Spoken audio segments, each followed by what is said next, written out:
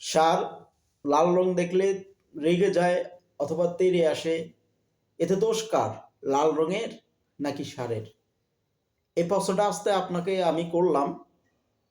আপনাদের এই প্রশ্নটা করলাম এই কারণে যে যারা আজকে আমার বক্তব্যটা শুনবেন, আমার বক্তব্যের সাথে এই প্রশ্নটা ওতপ্রোতভাবে জড়িত। তো যারা উত্তরটা জানেন তারা এখনই কমেন্ট বক্সে উত্তরটা লিখে দিতে পারেন। আর যারা জানেন না, আশা করি আমার বক্তব্যের সাথে আপনারা, আমার আলোচনার সাথে আপনারা বিষয়টা বুঝে যাবেন। তো কথা না বাড়িয়ে আজকে খুব ইন্টারেস্টিং একটা বিষয় নিয়ে আপনাদের সামনে আলোচনা করতে আসছি। ওই ইন্টারেস্টিং বিষয়টা হচ্ছে গিয়ে অলরেডি আপনারা হয়তোবা গেসও করে ফেলছেন। এই বিষয়টা নিয়ে এখন সামাজিক যোগাযোগ মাধ্যমে আপনার খুব আলোচনা সমালোচনা ঝড় উঠছে। ওই বিষয়টা হচ্ছে যে আমাদের পুলিশ বাহিনী, র‍্যাব বাহিনী এবং আনসার বাহিনীর পোশাক নিয়ে যে অনেকেই মন্তব্য করতেছেন যে পোশাক তো আগেই ভালো ছিল। আগেই তো উনাদের খুব সুন্দর লাগছিল। এখন কেন? আ আ বিশেষ করে র‍্যাবের পোশাকটা নিয়ে অনেকে খুব মানে তীব্র একটা মন্তব্য অথবা প্রতিক্রিয়া জানাচ্ছে যে না, র‍্যাবের পোশাকটা ভালো হয় নাই। তো বিষয়টা কেন? কেন এই বিষয়টা হলো? এই বিষয়টা করার কারণ কি? আসলে বিষয়টা করার পিছনে অনেক বড় কারণ রয়েছে। আপনাদের সাথে আমি খোলসা করে খুব শর্ট টাইমের মধ্যে বলে ফেলতেছি। বিষয়টা হলো গিয়ে রাষ্ট্রবিজ্ঞানে একটা আপনার থিওরি আছে। ওটা হচ্ছে সাইকোলজি ভার্সাস পলিটিক্স। আপনার পলিটিক্স এর মাধ্যমে মানুষের মস্তিষ্ককে নিয়ন্ত্রণ করার আ নামই হচ্ছে সাইকোলজিক্যাল ভার্সাস পলিটিক্স। বিষয়টা কিভাবে? আপনাদের আমি বলতেছি। ধরুন পুলিশ যে পোশাক পরতো আগে, ধরুন গাঢ় সবুজ কিংবা নীল যে পোশাকটা পরতো, আপনি একজন দূর থেকে দেখলে ওই পুলিশের চেহারা আপনি আগে দেখতেন না। আপনি পুলিশের পোশাক আপনার একটা ভিতরে বিরূপ ধারণা নিয়ে আসতেন পুলিশ ভালো না অথবা পুলিশ খারাপ। এই নানান রকম জিনিস। সেইম আবার র‍্যাবের যে কালো পোশাক দিয়ে যে দেখতে খুব ভয়ানক দেখা যাইতো এবং দেখতে তাদেরকে খুব শক্তিশালী দেখা যাইতো। সুশৃঙ্খল দেখা যাইতো। তো আর এই কালো পোশাকটার ভিতরে অনেকের একটা টেনডেন্সি কি ঢুকে গেছে যে র‍্যাব ভালো না, র‍্যাব কসপায়ার করে। এগুলা কিন্তু ঢুকে গেছে। আসলে পোশাক মানুষের যেই প্রতিক্রিয়াটা এটা আসলে মূলত পোশাকের উপরে চলে গেছে। কিভাবে? আপনাদের আমি বলি, ধরুন এই যে আ র‍্যাবের যে কালো পোশাক থেকে এখন যেই নরমাল একটা পোশাক, নরমাল একটা কালার নিয়ে আসছে। এই নরমাল কালারটা থাকার কারণে দেখবেন যে অনেকেই এই র‍্যাবের পোশাকটা দেখার সাথে, সাথে র‍্যাবের উপরে যেই ক্ষোভটা, এই ক্ষোভটা কিন্তু অলরেডি তাদের কমে গেছে। এই পোশাকের কারণেই র‍্যাবের প্রতি যে ক্ষোভটা, এই ক্ষোভটা অনেকের চলে গেছে। তারা ভুলেই গেছে র‍্যাবের যেই ইতিহাস।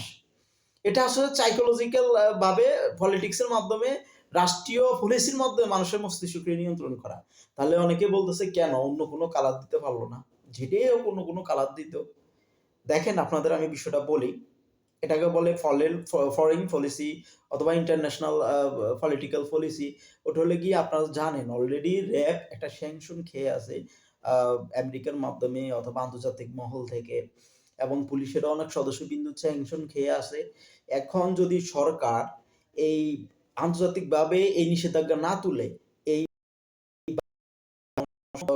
মানে প্রস্তুতি নেয়, এতে করে সরকার আন্তর্জাতিকভাবে প্রশ্নবিদ্ধ হয়ে যাবে। তাহলে কি করা উচিত সরকারের প্রথমে? সরকারের প্রথমে উচিত যে এই পোশাক আ চেঞ্জের মাধ্যমে অথবা যেকোনো কাঠামো চেঞ্জের মাধ্যমে আগে এই বাহিনীদেরকে জনকল্যাণমুখী করা এবং জনগণের জনপ্রিয় একটি কিছু বাহিনী হিসেবে গড়ে তোলা।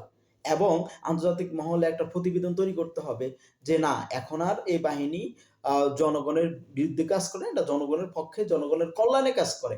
এভাবে আগে স্যাংশন গুলা এসব বাহিনী থেকে উঠাইতে হবে। কারণ এরা তো বাহিনী, এরা সশস্ত্র প্রশিক্ষিত বাহিনী। এদেরকে তো সরকার বাদ দিতে পারে না। এই কারণে আ একটা সিস্টেম করে এদেরকে আগে বৈধতা, আন্তর্জাতিকভাবে বৈধতা দিতে হবে। আশা করি বিষয়টা ক্লিয়ার বুঝতে পারছেন। তো এখন আসেন যে যে অনেকেই বলতেছে যে কেন ওদের পোশাক আ আ আরেকটু হাইলাইটেড দেখেন, হাইলাইটেড বলতে আপনারা যে পোশাকগুলা দেখতেছেন, এই যে আলোচনা সমালোচনা ঝড় উঠলো, আপনারা র‍্যাবকে বলতেছেন যে কি ইনোসেন্ট লাগতেছে। আসলে এই ইনোসেন্ট এর জন্যই সরকার এই কাজটা করছে। আরেকটা বিষয় হচ্ছে যে একটা বাহিনীকে সংস্কার করার পূর্বে অবশ্যই তার পোশাক দিয়ে শুরু করতে হয়।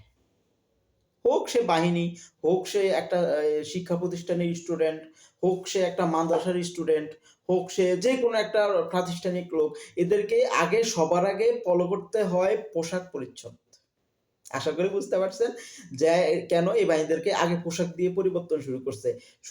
মনে রাখবেন যে ওরা এমন প্রশিক্ষিত বাহিনী যারা দিন-রাত পরিশ্রম করে আমাদের নাগরিকদের নিরাপত্তা দেওয়ার জন্য। যারা ঘুমায় না আমাদের নিরাপদ ঘুমের জন্য। এটা আপনাদের মাথায় রাখতে হবে। সুতরাং মন মানসিকতা তখন চেঞ্জ হবে ওই আইন শৃঙ্খলা বাহিনীর যখন জনগণ তাদের প্রতি বিরূপ ধারণা পোষণ করা বন্ধ করবে। আগে জনগণের মন মানসিকতা ঠিক করতে হবে, তারপর দেখবেন যে বাহিনীদের মন মানসিকতা ঠিক হয়ে গেছে। অনেকে বলবে না আপনার কথার মতো একমত পোষণ করি না। আগে আইন শৃঙ্খলা বাহিনীর মন মানসিকতা চেঞ্জ হলে জনগণের মন মানসিকতা চেঞ্জ হয়ে যাবে। হ্যাঁ, হতে পারে। তাহলে কিভাবে? যখন একটা জনগণ, একটা নাগরিক, একটা সামরিক অথবা যে নিরাপত্তা বাহিনীদের প্রতি সহানুভূতিশীল আচরণ প্রদর্শন করবে, তাদেরকে ভালো চোখে দেখবে, স্বাভাবিকভাবে ওরাও জনগণের সহযোগিতা করবে। এতে করে আমার মনে হয় যে সরকার যে কাজটা করছে অত্যন্ত ভালো এবং যুগোপযোগী কাজ করছে। আমরা জনগণের পক্ষ থেকে এবং নাগরিকদের পক্ষ থেকে সরকারকে অসংখ্য ধন্যবাদ জানাচ্ছি এবং সরকারের শুভকামনা পোষণ করে এবং মহান আল্লাহ তাআলার কাছে সরকারকে দোয়া করে আমরা আজকের এই ভিডিও শেষ করলাম। এখনো বুঝতে পারছেন নি যারা, যে আশা করি আপনারা বুঝতে পারছেন লাল রং আর ষাঁড়ের মধ্যে আসলে দোষটা কার? দোষটা আসলে কারোই না। বুঝতে পারছেন? দোষটা হচ্ছে ওই ষাঁড়ের অভ্যাসের। যে ষাঁড় আসলে লাল রং পছন্দ করে না এই ষাঁড়টা। তো পছন্দ না করাটা তো এটা কোনো অন্যায় না। একটা প্রাণী হিসেবে এটা পছন্দ অপছন্দ থাকতেই পারে। সুতরাং এটা প্রাকৃতিক নিয়ম। দোষ কাউকে দেওয়া যাবে না। আশা করি বিষয়টা বুঝতে পারছেন। আসসালামু আলাইকুম।